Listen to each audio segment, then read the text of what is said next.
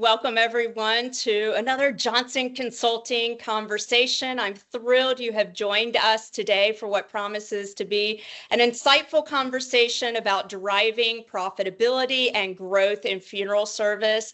Today, we're going beyond traditional financials with two profession experts from Johnson Consulting Group who are helping funeral homes owners across the country make smarter business decisions through specialized accounting services and performance management. First, I'd like to welcome Ryan Hill, Director of Accounting Services for Johnson Consulting Group. Ryan brings extensive experience in financial management, specifically tailored to funeral service. And joining us as well is Vince Roberge, who has been a senior business consultant with Johnson Consulting Group since 2019. Vince works closely with funeral home and cemetery owners as a trusted partner with expertise in performance management, strategic planning, incentive compensation, as well as strategic planning and pricing. So welcome both of you, Vince and Ryan, to the Johnson Consulting Group Insider Perspective and Stories. Thanks, Lacy. Good to be with you. Now, before we dive into our questions, let me give our audience a quick overview of what we'll be covering today. We'll be exploring how funeral homes can leverage specialized financial insights, optimizing budgeting and financial reporting, navigating case management transitions, and turn customer feedback and data into actionable business decisions. And I first want to start with focusing on the accounting side with Ryan, and then we'll transition to performance management with you, Vince. I have a specific question for each of you as we move through these different subject matters, but feel free to chime in to supply additional information to each other's responses. And Ryan, I want to start with something interesting. We pride ourselves at Johnson Consulting Group with having over 600 years of combined industry experience, and you and Vince and myself, we know that specialized funeral service knowledge is important, but what our audience may not know is how that specialized knowledge impacts accounting services. Tell us a little bit about Johnson Consulting Group's accounting services and what they provide compared to a general CPA firm and what they may offer. Yeah, great question, Lacy.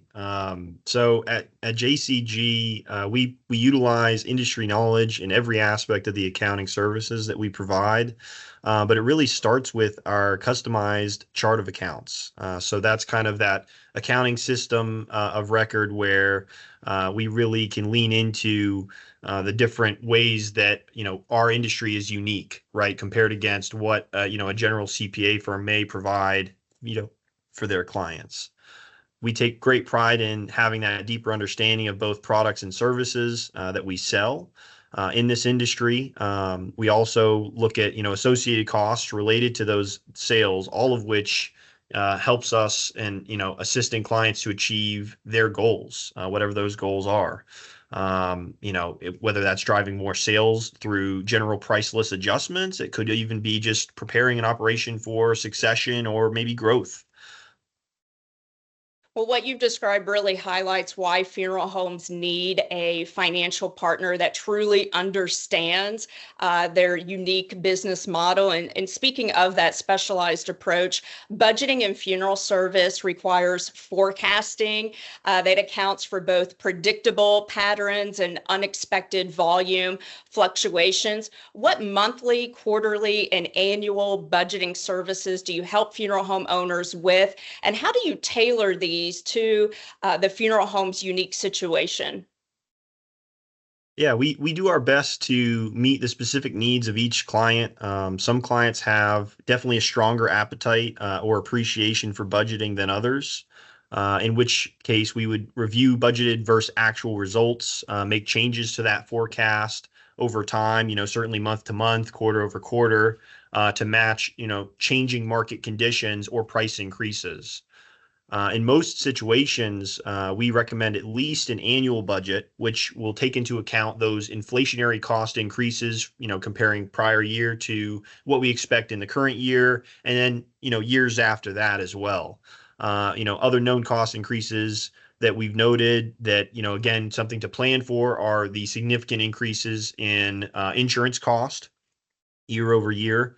And then any other regional industry trends or changes in call volume, right? As a firm is operating in an area, are there any new competitors that are opening up nearby? Is there a change in what the families that they serve are looking for, from their, industry provider, I'll call it, just not specific to funeral home, but cemeteries, crematories as well. Our goal specific to budgeting services with our clients is to prepare them for the future.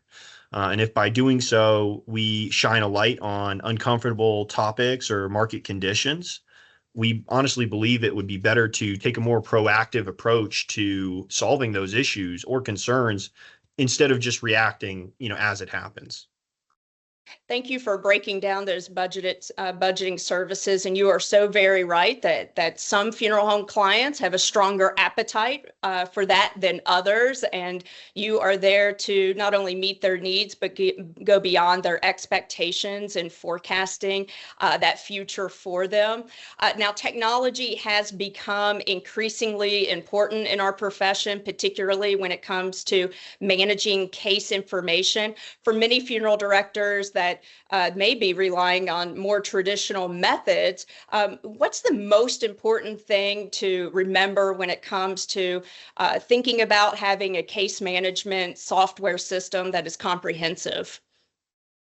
Great question. This is so critical, and I know a lot of operations, still around the country and other countries are using more of a paper system or not necessarily employing a industry specific point of sale system or case management software. But having a purpose built point of sale system that really caters to the needs and wants of businesses in our industry is absolutely necessary for anybody that's looking to take advantage of their data and in order to make impactful business decisions. In our industry, that also includes plenty of options for funeral homes, crematories, cemeteries as well. There's also point of sale options that meet the needs of combo locations for any states that might allow that. And then kind of by using these point of sale systems, setting them up properly, many procedures can be automated. Systems can provide or drive standards throughout the organization, which can be put in place using these systems, these point of sale systems, which can help team members in better serving families.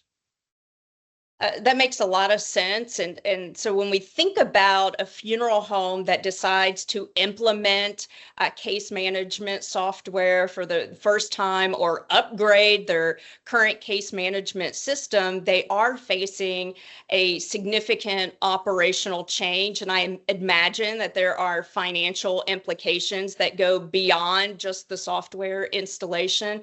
Why is it helpful to have a dedicated accountant in the funeral space to help with the process of transitioning from one case management system to the next one or implementing it from the ground up? Yeah, that's a great question. I feel like this is going to really resonate with anybody who's ever switched from, one software to another, including, one point of sale to another in this industry. But software transitions are almost always more complicated or more costly or more time consuming or all of the above than even, sometimes the most conservative predictions. That being said, when working with accounting professionals that actively use both the system that you're on today and the software you're transitioning to, so we have that familiarity. We know where you're at today. We know where you're trying to go to tomorrow. It does make a big difference in the setup and the communication between the various systems of record, right? Including both one point of sale into the other and also with the accounting software. While funeral directors, operators, and sales folks still need to be trained in the new platform, having somebody that works alongside you to steer the sort of the back end data connections between the new platform and your accounting systems as well is just, it helps make it one less hurdle in sort of a very long marathon when it comes to point of sale transitions. I know that specialized support is of tremendous value to our funeral home clients, and speaking to you about knowing how those case management systems work, and also how it can seamlessly work with our accounting systems as well. I want to talk about how you help funeral home owners and funeral directors understand their financial performance in context. What level of financial reporting do you provide, and how do you incorporate industry benchmarking that really give context to the information they're looking at and really understand their performance overall? Because I know those comparisons can be extremely eye-opening for owners. That's another great question. You talk a little bit really about the that we work with, and not only we build budgets, but we also try to compare in regular delivery or compared against our actual performance.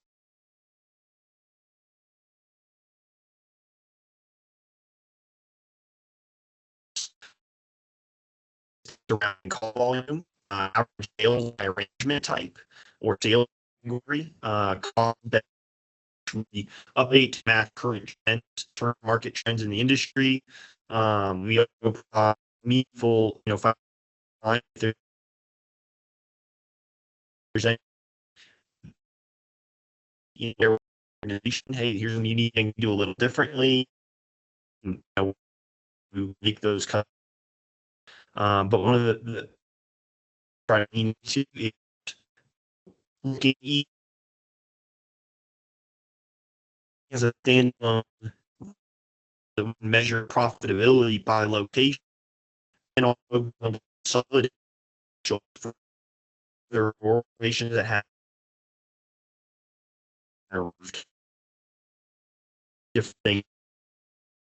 We compare prior periods, per year, on trailing 12 months is essentially looking at the 12 months that trend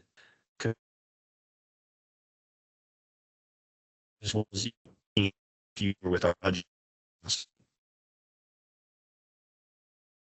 The benchmarking that you've described certainly does provide such a valuable perspective for funeral home owners. And I want to talk about areas where owners consistently miss opportunities or they overlook potential issues. In your experience in reviewing hundreds of funeral home financials, what are the most common financial blind spots that you see in funeral businesses that your reports help to illuminate for funeral home owners?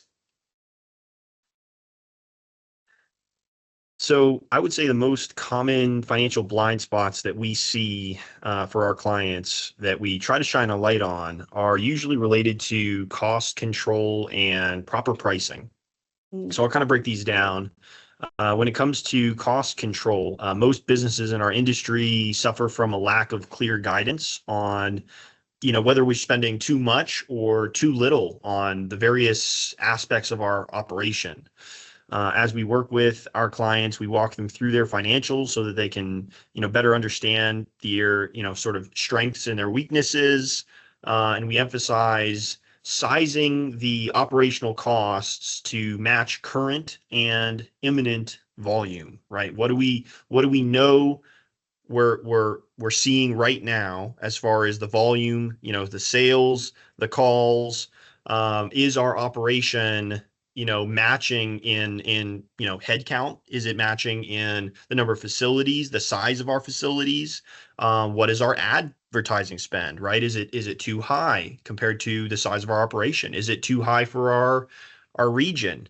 Are we spending it on the right things? How is our automotive expenses, right? Are we spending too much money on fuel? Different things that, we can kind of look at together using the benchmarking, but also just as we look through the financials, we can kind of measure these things and help clients who maybe don't have clear guidance on, these different elements of their business, especially when it comes to their region or even the industry as a greater whole. And when it comes to proper pricing, we try to break down the various types of contracts and services that our customers provide their families. So this can help allow us to see, actual profitability of each service or good that we provide. Once we have a better idea of that profitability, we can then make pricing adjustments to ensure that we're priced properly to serve our families while also making enough money to cover the costs of doing business. Those are really good insights, Ryan. And I know that the financial foundation is clearly critical for any successful business. Now, I want to shift our focus to Vince on how we can measure and enhance the performance beyond the numbers. And I want Vince for you to start with an overview and tell us more about Performance Tracker X and how it serves as what you call the complete customer experience management tool. Yeah. Look, Performance Tracker is just that. It's a tool that allows us to get some insight into what is really the most important thing we do in funeral service, which is the care of our client families. And it provides that meaningful data, and it's metrics-based data. And sort of the fundamental process is we are importing data into our system from one of the case management softwares that Ryan was mentioning. And what we're getting with that is what's happening in the arrangement room as well. So not only are we sending out a survey to client families, but we're also understanding what was the arrangement, who was the arranger, what was on that contract. And one of the very powerful things that we can start to do is we can start to cross-reference this data. So at its fundamental level, it's a customer experience tool. Now, I think that is one of the most important aspects of measurement in our profession because of really why families choose a funeral home. We have years and years of data with Performance Tracker that suggests that well over 2/3 of families actually choose a funeral home because of some prior experience. So that's not necessarily saying that they were served by the funeral home in the past.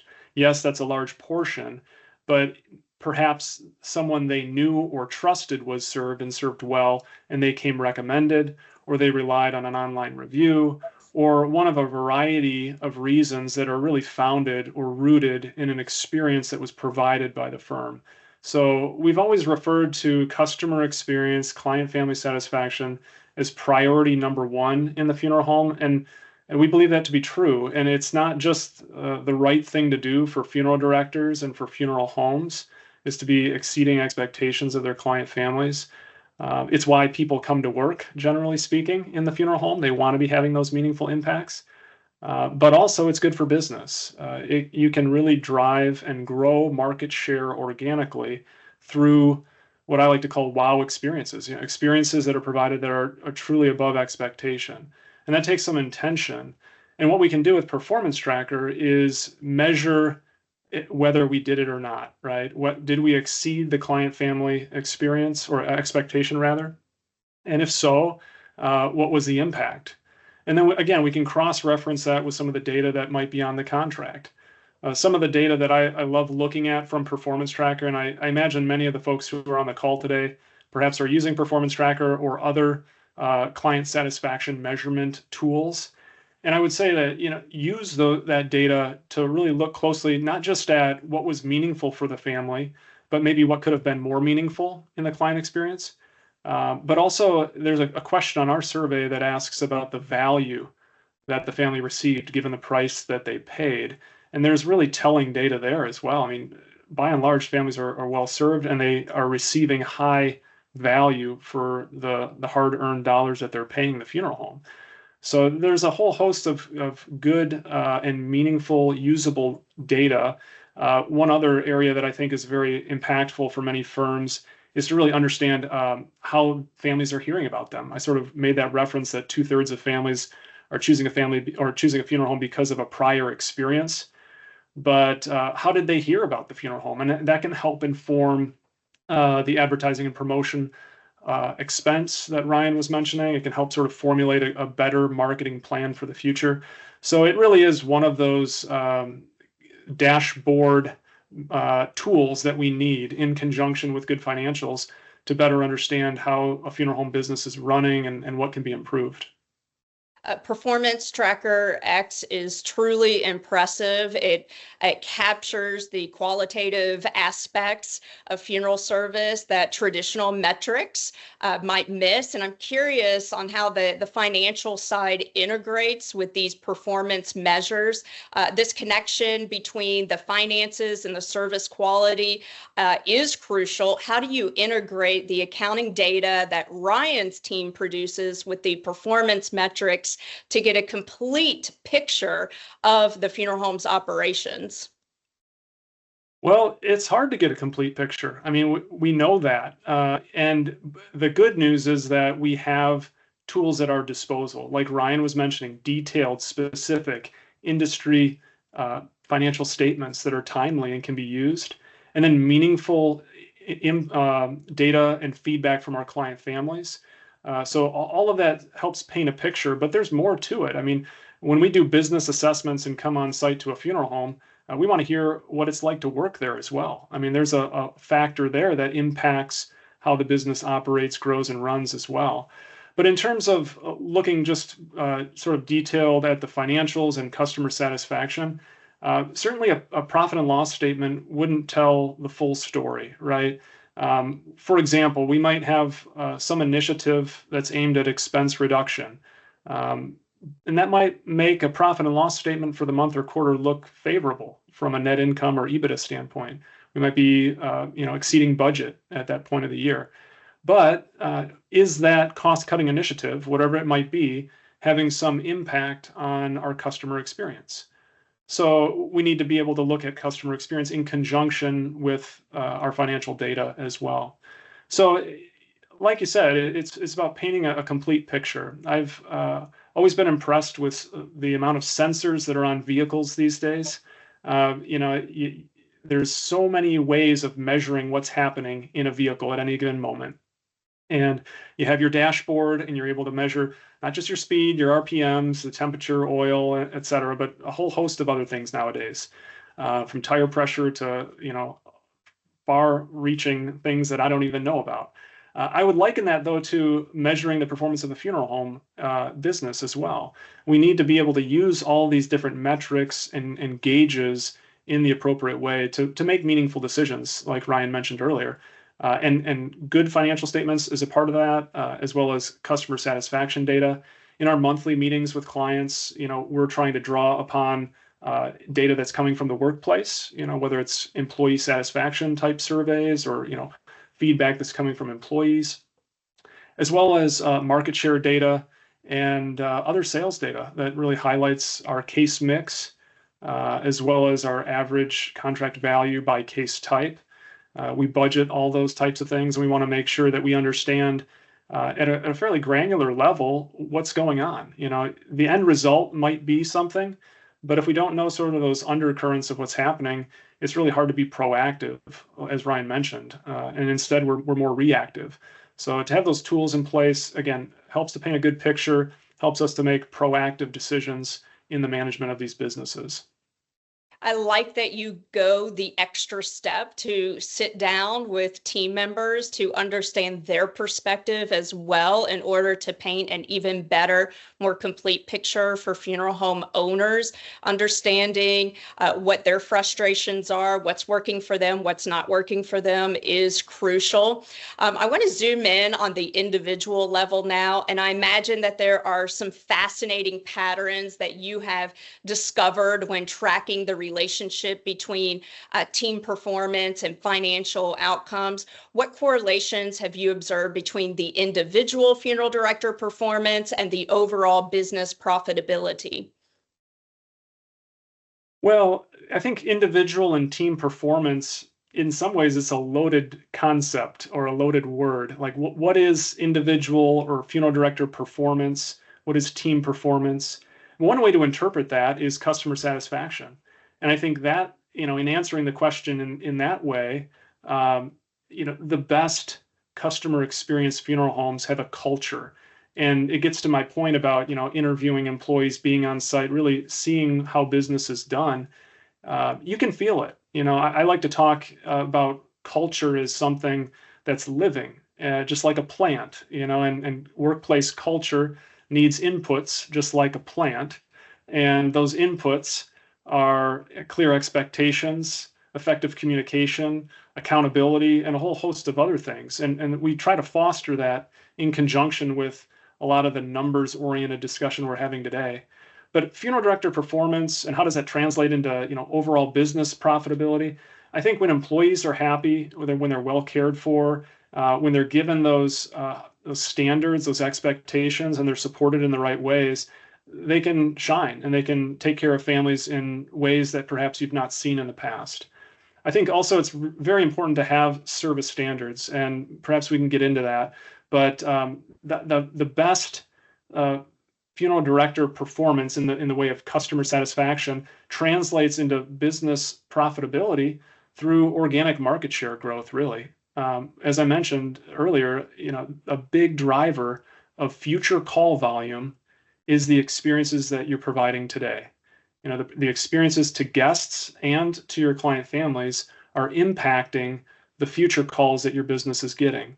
So are your funeral directors, is your team happy? Perhaps not the right word, but do they have the clear expectations? Are they supported in the ways that are needed? Are they delivering wow experiences?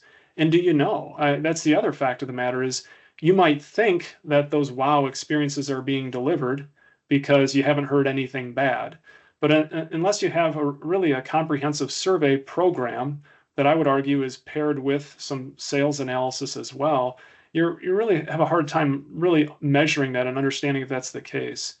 The other thing I would mention when talking about individual and team performance, you think about funeral director performance. I am a funeral director. I haven't practiced in a while, but I think no funeral director likes to think of themselves as a salesperson, right? This is a ministry. It's a calling in many ways. It's a service-oriented profession. And yet there is a business component to it. So with Performance Tracker, again, we can look at the meaningful impacts on the lives of people in the community that these individuals are making and having. And then we can also, and we do have to, measure what's happening with the dollars and cents, and really look at it from the perspective of, are we offering every option? Are we maybe making some recommendations about how best to celebrate these lives? Sometimes we see differences between funeral directors at the same location. And we approach this from really a skill building perspective. How can we support our team to ensure that they have the skills necessary to be making the best presentations and offerings to our client families? And I know, Lacy, this is really your wheelhouse in terms of arranger training and what you do. But it all really comes together in what's good for the client family, what's good for our team, and then also what's good for the business. They're not mutually exclusive in any way. Having the right people in place with the right skills and motivation is a difference maker. And of course, understanding what families want and need is central to this process. And often there is a gap between collecting survey data and knowing exactly what to do with it. How do you help funeral homes translate that customer feedback into actionable business changes, such as those service standards that you mentioned earlier? Well, I would say it starts with those standards. There are a lot of funeral homes out there that have, over the course of generations, crafted a very good recipe. But in some ways, it's oral tradition. It's like, grandma's casserole recipe that's been passed from generation to generation, or like a game of telephone that's been passed from one person to the next. And the danger there is that it can change a little. And Here's the thing. Sometimes service standards do need to change, but we're big advocates of documenting the service standards. And when I say service standards, sometimes it gets conflated with the idea of standard operating procedures. So there's a difference. We believe that service standards have to do with customer interaction. So what are the non-negotiable interaction standards that we're going to have with our client families while they're taking their journey through our funeral home? And when you think about it, the contact or interaction points are becoming fewer and fewer. I mean, we see more and more cremation without service or ceremony. So think to yourself, how many times are we actually interacting with our client families? We might be interacting with them only 4 or 5 times if there's no ceremony or service. At best, it might be 7 or 8 times. So these are 7 or 8 impact moments: first call, transfer of their loved one, arrangement conference, gathering, so on and so forth, through final care. So these are the points of interaction. And it's very important, we believe, to have non-negotiable standards by which every employee will interact with our customers in this way at these stages. But there's also processes that support those service standards. And those processes, for example, on a first call, you may have a service standard that is, the phone is answered within a couple rings. There's an approved greeting that's used. Every employee is going to be expressing condolences at an at-need call in a certain way, or a genuine, sincere way. But then there's also the sort of operating procedures, or the procedures that support that. So who's answering the phone, right? Who answers it on the first 2 rings? Who answers it after 3 rings? When are the phones transferred to the answering service? So I digress a little bit, but all of these things, as they relate to the standards of service, are really paramount, because when we get the feedback from the client family, we need to take a look at it. The good news is that by and large, funeral homes do a great job. I mean, by and large, families are well cared for across this industry. Every once in a while, things fall through the cracks or something goes wrong. We call that a service defect, and we believe it's important to not only document those service defects, but brainstorm with the team the type of service defects that could happen. What are the types of things that could get in the way of us delivering on our standards? And then as an owner, a manager, or a leader within funeral service, it's our job really to look at the processes that help support the standards. Generally, those service defects are a function of a process breakdown. Sometimes it's process, other times it's people. So it might be a lack of what John DeJulius calls service aptitude. So service aptitude is this idea of a person's or an employee's ability to exceed an expectation regardless of the circumstance. So even when things go wrong, these people with high service aptitude, they can deliver. I like to use the example of something went wrong at a house call, the transfer of the loved one, something went wrong. And we have to have our all-star, rock star funeral director meet this family the next day because they need to turn things around. That's the person with high service aptitude. Now, the challenge is that not everyone has the same amount of service aptitude. So your staff, whoever's on this call, you have a staff, and you have a team that has varied levels of service aptitude. So it really is up to the leadership, the owner, the management, to develop service aptitude at your organization. And to do that, we need to have a training program or plan, as well as use customer feedback that you're getting maybe through the survey program. I've seen a lot of positive survey feedback. And then there's one question at the end that asks, what could have been more meaningful? So you might get, say, a 10 out of 10 rating. It might be a perfect scored survey. And yet there might be just a little something that the family mentioned could have been that little bit better. So to be helping our employees walk in the customer's shoes day in and day out, that's really the task. And then to look at those processes that support our service standards, and to put those standards in place, to document them if you don't have them already. I think all of those things are ways in which you can take customer feedback, you can make changes at the business, you can transform the experiences, or really upskill your team and make meaningful impacts that are going to really materialize to growth, I believe, in call volume and client satisfaction. Funeral homes have guiding principles. A lot of it is written on their websites, but what translates those guiding principles into everyday actions to go beyond the family's basic needs are those service standards, and they are missing. They're not complete. They're not exactly what they should be. In helping the funeral directors and all frontline team members meet the needs of every client family that comes through the doors, as well as every guest. And so when we think about those service standards, the other part of that are the moments of truth. Every part of an interaction that a family has with their experience at your funeral home, and knowing what the funeral directors can say, what they can do, that really makes that entire experience memorable and positive, and truly lays the foundation for long-term satisfaction. So looking at that feedback is incredibly important, and it takes what could just be anecdotal and information and really transforms it into, like you said, a strategic direction.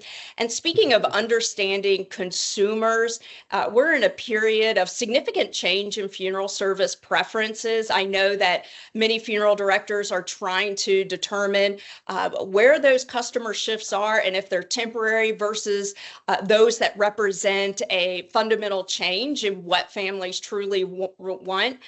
What trends are you seeing, Vince, in customer preferences, and how should funeral homes adjust their offerings based on the data?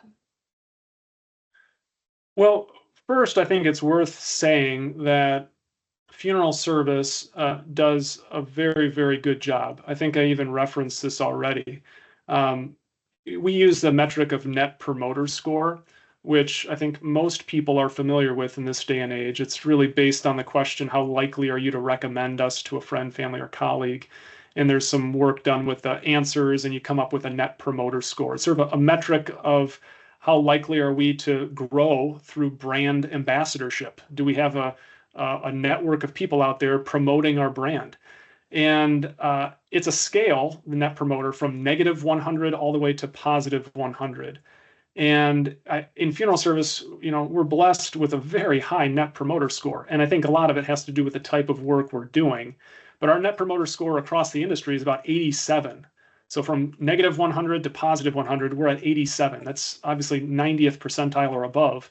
But you look at other industries, whether it's professional services, financial services, insurance, retail, those Net Promoter Scores sometimes range from 0 to 40 to 60. So it says something about what we're doing in our line of work. So I think, first of all, we need to be confident in what we're doing as a profession. We are having meaningful impacts, clearly. Sometimes we get a little bogged down with the details, or maybe that one family that was a little dissatisfied sticks with us a little longer. And that's the type of people that funeral service has within its ranks. But the other point there is that we're not competing against financial services or insurance. We're competing against other funeral homes. So we do need to be providing those above and beyond type practices and experiences to families. And I would also say, just going back to the previous question and thought about the service standards, is to get people involved in having sort of a playbook, as we like to call it, of those types of above and beyond practices. What are those things that you could do or you have done? Document that. Sometimes it's just a matter of providing some level of autonomy to your team, and you really see the fire, and it can build a lot of momentum. But getting back to customer preferences and what our clients need to be watching right now in terms of client family experience, I think it's no surprise that most firms continue to see an increase in cremation without service or ceremony. We saw an uptick in sort of the rate of that at the early stages of the pandemic. And I don't see for many of my clients that changing a lot over the last 3 or 4 years. And that's a big challenge. Now, I'm working very carefully with many of my clients on really focusing on their at-need cremation case mix. So cremation families, by and large, they're coming and they know that they're going to be using cremation services. But we really are focusing heavily on the role of the funeral director as being not not necessarily the director or order taker, I know is the term that many have used in the past, but thinking about ourselves as an educator and really weaving ceremony into any type of cremation arrangement, even a cremation without ceremony. How can we make some element of ceremony or memorialization as part of that direct cremation service? I think the best organizations are really the funeral directors are taking on that role of educator and better understanding the way in which their service aids the family in the grief journey. The other thing that I think is telling through customer feedback and through some of the trends in case type and case mix that we see is the value scores that I continue to see for the clients that I work with and across the industry. The value score is the question on our survey, at least, that asks, what was the value given the price that you paid? And it's a scale of 1 to 5, 5 being the highest value. Across North America, last I looked, the average value score in our profession was 4.7. So there's not much more we can be providing in terms of value. I mean, families are saying that they are getting good value for what they are paying for, regardless the service. Now, I watch those value scores pretty carefully for my clients, especially differences between, say, a traditional burial case type and a direct cremation case type. Are our clients saying something about the value they're receiving for those two types of cases? Obviously, the contract might look a lot different between those two cases. What is the value score telling us? And then even more probably applicable would be the differences among cremation case types. So, what's the value score for a direct cremation case, and how does that compare to maybe a family that chose cremation and had a memorial service?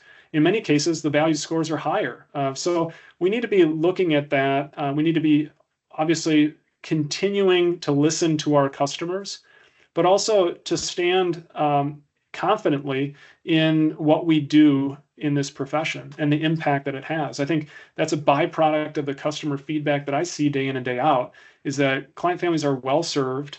They're satisfied. If they could canonize the funeral director a saint, they probably would. And they're seeing good value for what they're paying.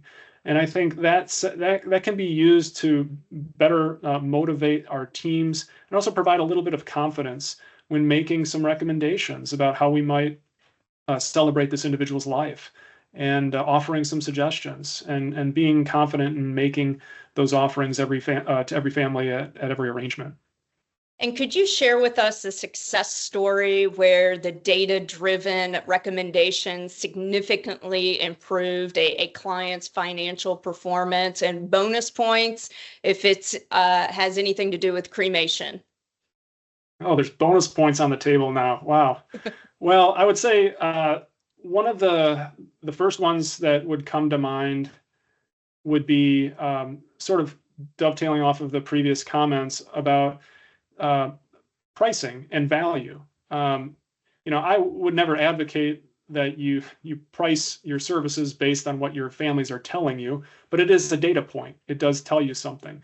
So I think in using some of the feedback that Ryan and his team provide to our clients on cost and doing analysis on cost for providing certain types of services, that would be one area that we've been able to look at data, look at client family feedback, look at cost, maybe look at even the competitive marketplace, put all these data points together and craft a plan that actually is not just looking at our competitors' GPL and marking up or writing up another $100. It's a more strategic approach. And I think we've seen a lot of success with that. In thinking through trying to achieve some of these bonus points, I'd say that using incentive plans geared towards cremation case mix, that's something that we've been doing more recently, I would say in the last few years. Several clients that I'm working with, again, seeing more cremation without service, fewer cremations with memorial, fewer traditional cremation cases. Let's look at where we've been. Let's look at the long-term trend And in some cases, it's really gotten, I wouldn't say out of hand, but it's striking the difference that we've seen pre-pandemic to now in those percentages. So to use that, identify a target, and then offer some incentives to employees for the case mix that they may see over the year for their cremation families. So I would say the other final point that I think really translates to some meaningful business decisions that comes from the survey program that I like to do for clients that I work with is we like to hear which organizations referred the family. I think there's a question towards the end of the survey, how did you hear about us? Why did you choose us? And then if you were referred by an organization, oftentimes the family will write that organization down. And I have done on more than one occasion comprised lists of these organizations. And sometimes these lists come as a surprise. We didn't know that certain organizations were recommending us. And so that type of data can better inform our community involvement strategy. It can sort of help us formulate our budget for the coming year, maybe reconnect with organizations that we haven't been close recently with. So, I mean, there's so many examples in terms of using some of these tools and making meaningful decisions, having a better level of confidence in making these decisions that are sometimes hard for any small business owner, especially in funeral service, where, we don't want to make unnecessary change per se. So I think with these tools, we can make change that's has a high degree of confidence and is going to make an impact and help grow our business. I'm glad you mentioned incentive plans. People do perform better when there is an incentive in place, from the administrative assistant to the funeral director. Thank you again for emphasizing that, and that you have been implementing it with Johnson Consulting clients. And as we wrap up, I want to get your distilled wisdom after years of consulting funeral homes across the country. What final piece of advice would you give funeral home owners about using both financial data and performance metrics to drive business decisions? Well, in this day and age, there is a lot of data out there. There's a lot of places to get information for your business. You probably have a lot of tools that you're either using or paying for and maybe not using. I think the biggest recommendation I would have for any owner operator or manager who's on this call is to take stock of the type of tools that you are using, that you have at your disposal, and then further use them to their full potential.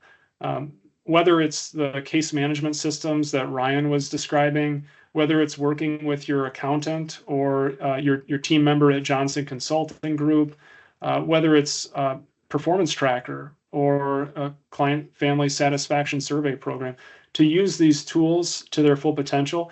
The challenges that this profession faces are not small. I know that many clients that I work with, that's on their mind. The challenges are not small, but the tools that we have now are not the tools that we had 20 years ago. We have technology, and I know that sometimes is a hard thing to come to grips with. How do we use this technology? But there is sort of a light at the end of the tunnel. There is a way to use these tools and data to make meaningful business decisions and to guide our business into the future. And so that's what I would say to folks is to do an assessment of what you have, what you use, and then understand how to use it to its fullest potential, and reach out for help if you need it, whether it's Johnson Consulting or whoever you're paying for these types of business tools and knowledge or information. We certainly would not hesitate to help you and to get you on the right path and help you use these to their full potential. So hope that helps. It's been a pleasure, Lacy, and hopefully I didn't take up too much time today. Great information, and thinking about you being on site to do an assessment, talking to team members as well as owners and management, I can assure our audience it's nothing like John Taffer on bar rescue, okay? Vince is super professional. He asks all the right discovery questions. He wants to know the details of what's happening behind the scenes, and he's looking at that data with the mindset of going into a really positive strategic direction that's going to bring greater business results, and working with Ryan's team supplements that. So I want to check in with Maddie and see if any questions have come through. I think y'all answered everybody's questions before they could even ask them.